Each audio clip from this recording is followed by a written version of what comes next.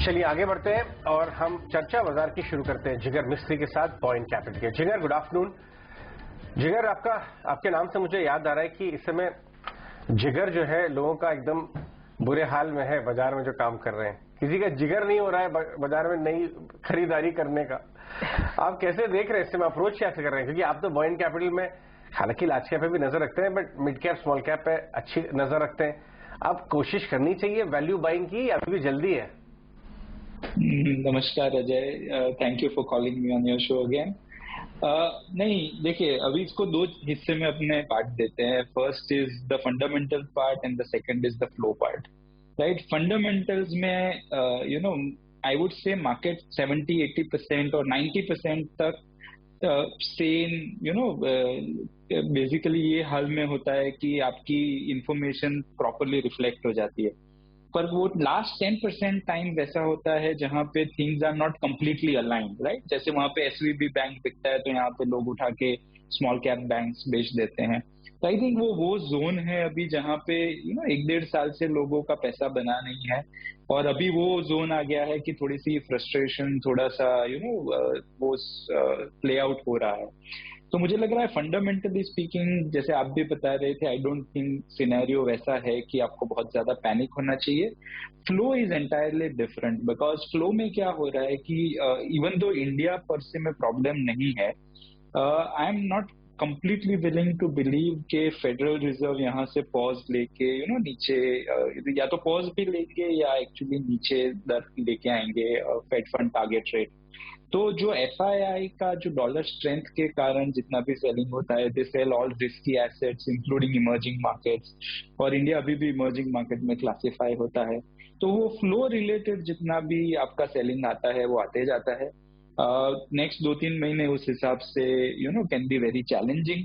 अगर time zone सिर्फ 2-3 महीने का है तो it's very difficult and tricky to navigate this market. But अगर टाइम जोन थोड़ा सा लंबा है तो मुझे लग रहा है कि काफी सारे रीजनेबली गुड बिजनेसेस अब वेरी अट्रैक्टिव वैल्यूएशंस पे आ चुके हैं, तो बहुत इंटरेस्टिंग फेज में आ गया है। और ऐसे सोचने जाएं, आप देखिए CY22 में आपका नैस्डैक वाज डाउन 30% और इंडिया वाज अप 4%। और अभी दिसंबर पहले से देखे तो Nasdaq is up something like 10% और निफ्टी इज डाउन 8%, जैसे आप भी थोड़ी देर पहले दिखा रहे थे। तो 1.5 साल में अगर ये मीन रिवर्ट हो रहा है तो इतना चौंकाने वाली बात नहीं है। मुझे लग रहा है it's time to not lose the cool. जो बिजनेसेस इंटरेस्टिंग है नेक्स्ट 2-3 महीने में और इंटरेस्टिंग हो सकते हैं, but it's time to start building your portfolio. जैसे हमारी पहले भी बात हुई थी, हम करीब अगस्त 2021 से काफी डिफेंसिव स्टांस में हैं। We are bracing for impact और have been bracing for impact. अभी मुझे लग रहा है कि काफी बिजनेसेस काफी अट्रैक्टिव वैल्यूएशन में आ गए हैं और मार्केट भी थोड़ी सी डिस्कनेक्ट हो गई है because of the lot of frustration that's creeping in. अच्छा, ये तो बात ठीक है। ये बताइए कि बहुत ज्यादा पॉज नहीं आएगा, बट रेट छोटे हो जाएंगे, रेट कट फाइनली 6 से 8 महीने में तो पीक आउट हो जाएगा इन्फ्लेशन और रेट का मामला, तब तो बाजार ठीक होगा। तो अभी अगर नहीं लेंगे माल तो 6 महीने बाद बेचेंगे क्या? ये बताइए, अब लेना क्या चाहिए? Just to answer your question Ajay, पहले कि S&P 500 आप हिस्टोरिकल रिसेशंस देखे तो मार्केट रिसेशन के पहले कभी भी पीक नहीं किया है।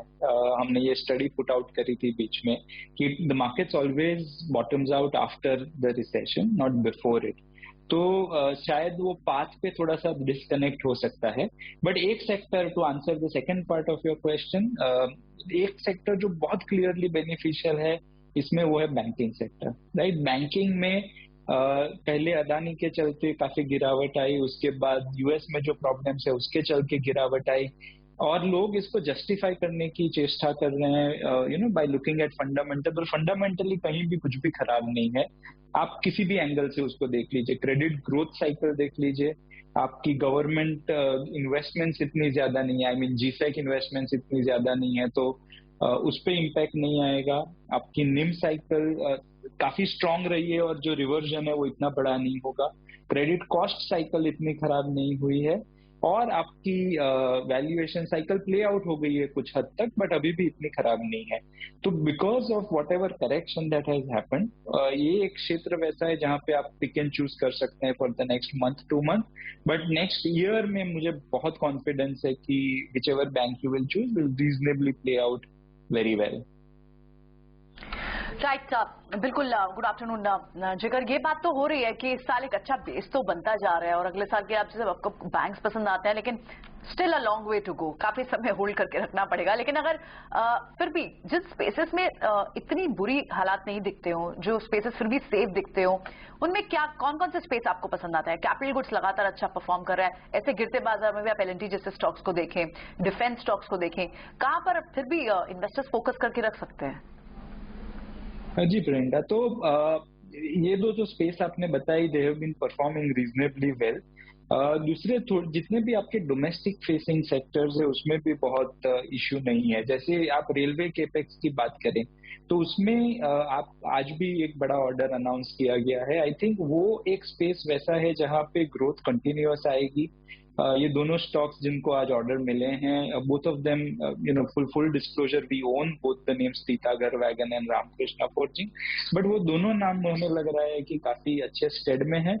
और अभी 10 से 200 जाने की बात करी है इंडियन रेलवेज ने ऑन वंदे भारत एक्सप्रेस, पर मुझे लग रहा है कि इवेंचुअली इनका रोड मैप जो है वो काफी इनको 1000 तक ले जाने का है। तो यहाँ पे एक railway capex is a very nice thing which we are very interested in. दूसरा, कैपिटल गुड्स में सेक्टर स्ट्रांग है पर प्लेस बहुत लिमिटेड है और कोई स्पेसिफिक प्ले ढूंढना मुश्किल है। Construction is a reasonably good space, उसमें NCC is one company that we own, हमें वो स्पेस पसंद है। L and T historically we have held, that's again one thing that's doing very well.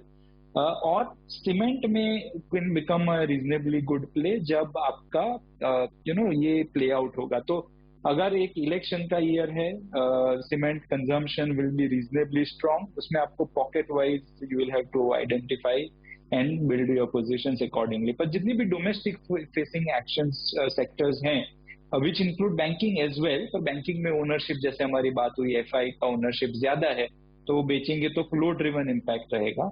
पर ये सब क्षेत्र की जो हमने बात करी वो मुझे लग रहा है रीजनेबली ठीक रहने चाहिए।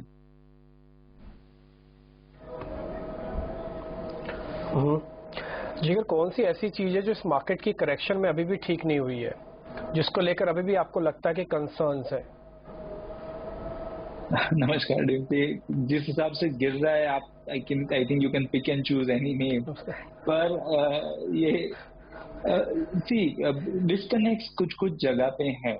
और एक क्लियरली हमने पहले भी बात करी है कि आईटी सेक्टर काफी गिर चुके हैं।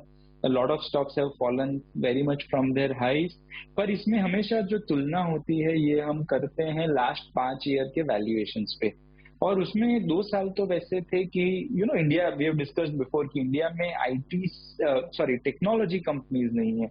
What India has is tech services, और टेक सर्विसेज का ग्रोथ प्रोपोजिशन एक टेक्नोलॉजी कंपनी के प्रोपोजिशन से काफी परे होता है।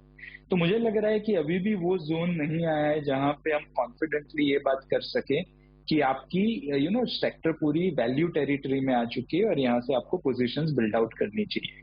तो मुझे लग रहा है IT is wait and watch, incrementally stocks attractive होते जाएंगे, बट अभी भी आई थिंक थोड़ी सी डिसलोकेशन है which we are hoping will get corrected over the next 2-3 months. की बात करते हैं प्योरली, अगर थोड़ा पर्सपेक्टिव दे के जाए, हिस्टोरिकली हम इंडियन मार्केट कैसे वैल्यूएशन पे पीक आउट करते हैं और कैसे पे बॉटम आउट करते हैं, और उसके कंपैरिजन में हम अभी कौन से फेज में हैं?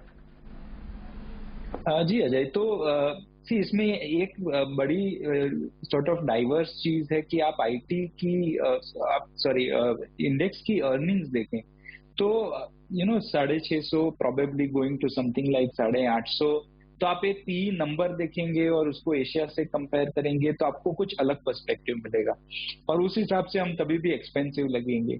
पर आप 5 साल 10 साल पहले की इंडेक्स की अर्निंग कॉम्पोजिशन देखें। अब जैसे 2021 में 4 commodity companies, Hindalco, Tata steel, JSW steel and ONGC, जिसका कंबाइंड वेट 4% है, that drew almost 50% of earning growth. तो आपकी इंडेक्स की अर्निंग कंट्रीब्यूशन है वो काफी स्क्यूड हो गई थी in favour of commodity names, और ये अब सॉर्ट ऑफ क्लीन आउट हुई है और मुझे लग रहा है यहाँ से रीजनेबली ठीक रहनी चाहिए। इन दैट पर्सपेक्टिव आपकी 17 time 17.5 time valuation is not very high. Asia x Japan की कंपैरिजन में आपको लगेगा कि हम अभी भी 40% सॉर्ट ऑफ प्रीमियम पे हैं और ऐसा नहीं होना चाहिए, बट इंडियन मार्केट की रिटर्न ऑन इक्विटी और वो सब space I think has been much better than the rest of the emerging market space. तो एक प्योर इसके नंबर पे देखना मुझे नहीं लगता कि फेयर है। इवेंचुअली आपको करना है तो अंडरलाइंग बिजनेस का एनालिसिस और bottom up portfolio banana would be a lot better at times of such crucial dislocations that are playing out. जिगर बहुत बहुत शुक्रिया आज हमसे बात करने के लिए। जिगर मिस्त्री बॉइंट कैपिटल के अपना व्यू दे रहे थे मार्केट पे और क्यों उनको फाइनेंशियल्स में कुछ पॉकेट्स हैं, बैंक स्पेशली, जो भी लग रहा है कि इस साल अगर आपने पोर्टफोलियो बना लिया खरीद के